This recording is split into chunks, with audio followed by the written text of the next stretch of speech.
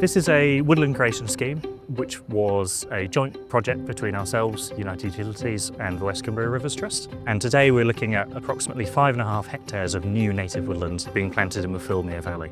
So this came about 2 years ago, and it was from United Utilities identified that this was a really good spot to create a new woodland. Thirlmere provides 2 million people with their daily drinking water, and catchment land is sort of the first stage of the water cycle for a water company.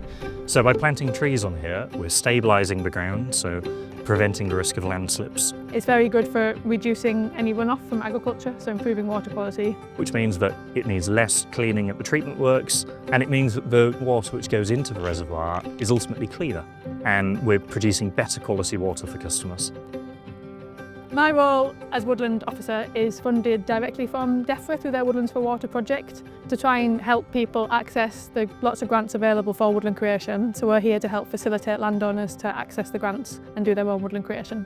They're all native trees, which means they're naturally found in this area. The scheme's been designed so the right trees are going in the right place. Down the bottom, it's much drier soil. We've got some bigger trees like oak trees and Scots pine. In the middle of the site, there's some streams, so it's quite wet there.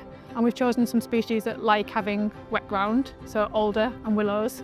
And then as we move up here, moving up the slope, we've got smaller scrubby species like hawthorn, hazel, blackthorn. We're aiming to plant 1 million trees by 2030, and this site's one step on the way to meeting that goal.